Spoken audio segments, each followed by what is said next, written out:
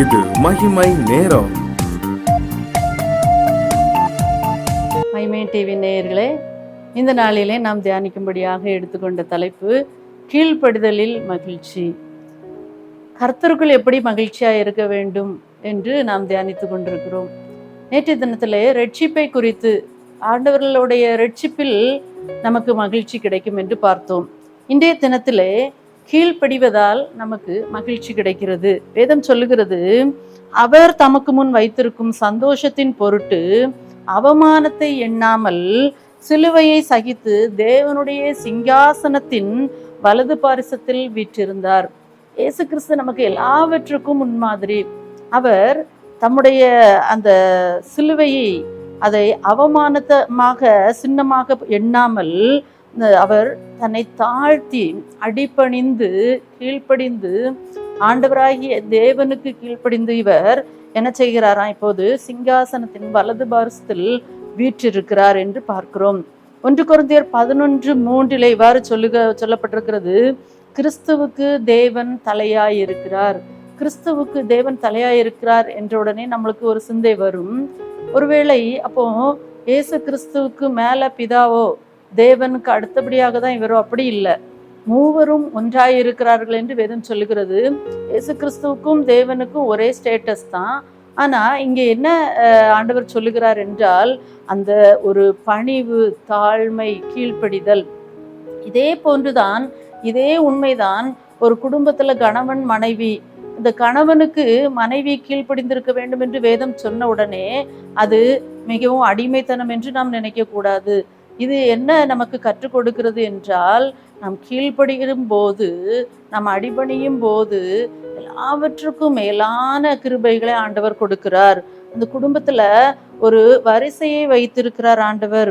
எப்படி ஒரு இன்ஸ்டிடியூஷன்ல head of the institution இருக்காங்களோ அதே போல ஒரு வரிசையை வைத்திருக்கிறார். அப்போ கீழ்ப்படிதல் அல்லது அடிபணிதல் என்பது, நாம் ஆண்டவருக்கு கீழ்ப்படிய வேண்டும், நாம் அவருடைய சத்தத்திற்கு செவி சாய்க்க வேண்டும், நாம் அவருக்கு அடிபணிய வேண்டும் என்பதை நமக்கு கற்றுக் கொடுக்கிறது. ஆகவேதான் இயேசு கிறிஸ்து ஊழியத்தை ஆரம்பிக்கும் போது பார்ப்பீர்கள் என்றால் மத்தேயு 4:10-11 இவ்வாறு சொல்லப்பட்டிருக்கிறது. அந்த வனாந்திரத்துல சோதனையின் போது, அப்பொழுது பிசாசானவன் அவரை விட்டு விலகி போனான், உடனே தேவதூதர்கள் வந்து அவருக்கு பணிவிடை செய்தார்கள் என்று சொல்லப்பட்டிருக்கிறது. அங்க ஆண்டவருடைய ஊழியத்தை, அவருடைய கட்டளையை ஏற்று அவர் இந்த உலகத்துக்கு வந்து அவருடைய ஊழியத்தை ஆரம்பிக்கும் போதே அங்கு சோதனை ஏற்படுகிறது. இந்த உலகத்திலையும் நாம் ஆண்டவருடைய வார்த்தைக்கு செவிசாய்க்கும் போது அங்க தடைகள் ஏற்படும். ஆண்டவருடைய வார்த்தையின்படி நடக்கிறதற்கு முயற்சிக்கும் போது அங்க பிரச்சனைகள் ஏற்படும். ஆனாலும் அந்த தடைகள், பிரச்சனைகள்ல தேவ தூதரை ஆண்டவர் அனுப்பி என்ன செய்யறாரு? உதவி செய்ய வல்லவராய் இருக்கிறார். ஆகவேதான் ஆண்டவருடைய ஊழிய ஆரம்பத்திலும் முடிவிலும் அங்க தேவ தூதர்களுடைய உதவியை பார்க்கிறோம். அங்க அவருடைய ஊழிய முடிவுல கூட நம்ம பார்க்கிறோம். ஆண்டவர் லூக்கா 22:42-43 ஆண்டவர் ஜெபிக்கிறார் கெத்செமனே தோட்டத்துல, பிதாவே இந்த பாத்திரம் என்னை விட்டு நீங்க கூடுமானால் நீங்கும்படி செய்யுங்க அப்படின்னு சொல்லி ஜெபிக்கும் போது ஆண்டவர் உடனே அப்பொழுது வானத்திலிருந்து ஒரு தூதன் தோன்றி அவரை பலப்படுத்தினான் என்று பார்க்கிறோம். ஆகவே நாம் நினைக்கிறோம், இந்த உலகத்துல நம்ம தாழ்ந்து பொறுத்துட்டே போனா தலையில கொட்டிட்டே இருப்பாங்க, நம்ம ரொம்ப தாழ்மையா இருந்தா அடிபணிஞ்சு போனா அந்த உலகத்துல நமக்கு எதுவுமே கிடைக்காது. ஆனா ஆண்டவர் சொல்றார், தாழ்மை உள்ள தாழ்ந்த சிந்தை உள்ளவர்களை தான் ஆண்டவர் விரும்புகிறார். பொறுமை உள்ளவர்கள் பூமியை சுதந்திரித்துக் கொள்வார்கள், சாந்த குணம் உள்ளவர்கள் பூமியை சுதந்திரித்துக் கொள்வார்கள் என்று வேதம் சொல்கிறது. ஆகவே பொறுமையோடு, தாழ்மையோடு, அடிபணிந்து ஆண்டவருடைய வார்த்தைக்கு, தேவனுக்கு, கிறிஸ்துவுக்கு நாம் கீழ்ப்படிந்து, கிறிஸ்து இந்த உலகத்துல நமக்கு கொடுத்திருக்கிற தலைமைக்கு நாம் கீழ்ப்படிந்து இருக்கும்போது நிச்சயமாகவே ஆண்டவர் நம்மை மகிழ்ச்சியின் கடலில் ஆழ்த்துவார். இந்த உலகத்திலையும் ஆண்டவர் நம்மை சந்தோஷமாக வைப்பார், மறுமையிலும் நம்மை மகிழ்ச்சியோடு இருக்க உதவி செய்வார். பவுல் இவ்வாறு எழுதுகிறார், நான் ஒரு பிரசங்கியா இருக்கிறேன், நான் ஒரு போதகனா இருக்கிறேன், நான் ஒரு அப்போஸ்தலனா இருக்கிறேன், ஆனா இது எல்லாவற்றின் நிமித்தமும் எனக்கு மிகுந்த பாடு.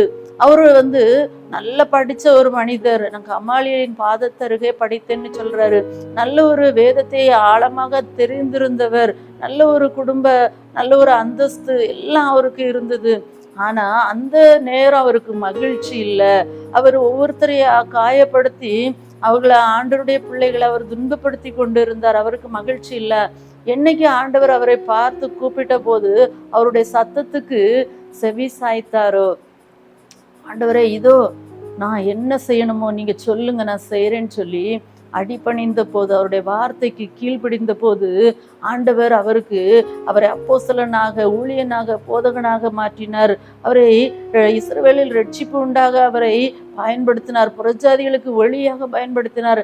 அப்படி பயன்படுத்தும் போது அவருடைய வாழ்க்கையில ஒருவேளை பல்வேறு பாடுகள், போராட்டங்கள், அவர் சொல்றாரு, நான் எத்தனையோ நேரம் அடி, உத, நிர்வாணம், பசி, பட்டினி, தாகம், சிறைச்சாலை அனுபவம், இவை எல்லாவற்றிலும் நான் என்னை அவரிடம் ஒப்பு கொடுத்து விட்டேன்.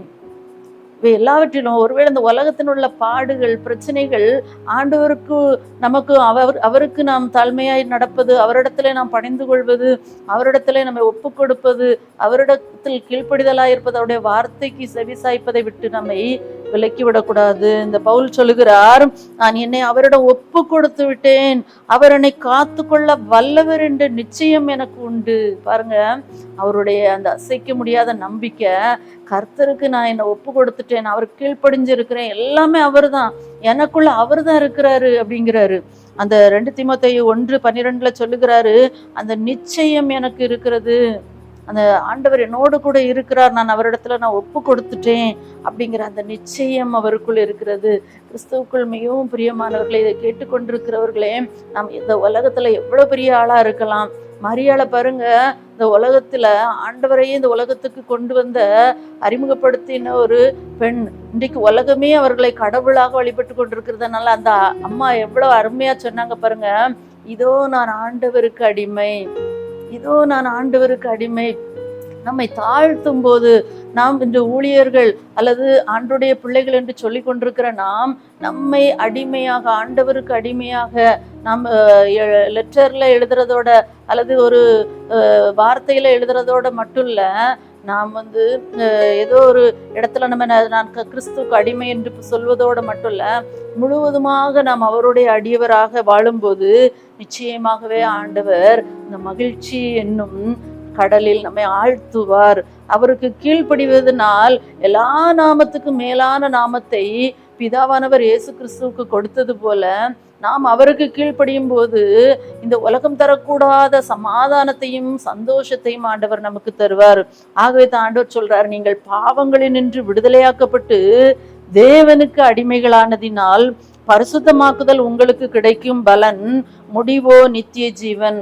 அந்த மகிழ்ச்சியான அனுபவத்தை பாருங்க, நம்மளுக்கு பாவத்திலிருந்து விடுதலை, அதோட மட்டுமல்ல நம்ம தேவனுக்கு அடிமையா இருக்கிறதுனால நாம் பரிசுத்தமாக்கப்படுகிறோம்.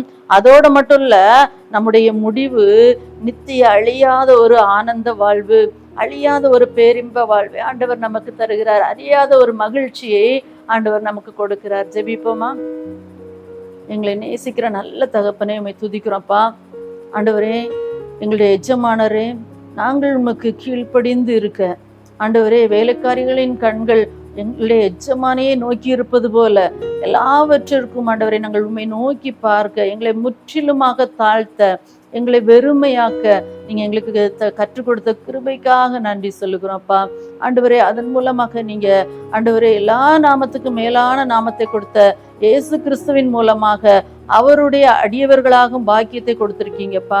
ஆண்டவரே, அதோடு மட்டும் இல்லாமல் பரிசுத்தமாக்கி இருக்கீங்கப்பா. அதோடு மட்டும் இல்லாம ரட்சிப்பை எங்களுக்கு கொடுத்துருக்கீங்கப்பா. அதோடு மட்டும் இல்லாம நித்திய ஜீவனையும் வாக்கு பண்ணியிருக்கீங்க. இதற்காக உமக்கு நன்றி சொல்லுகிறோம்ப்பா.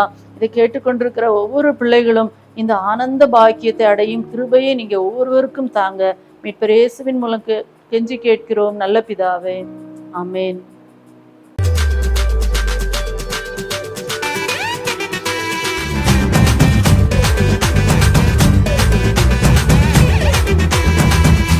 மகிமை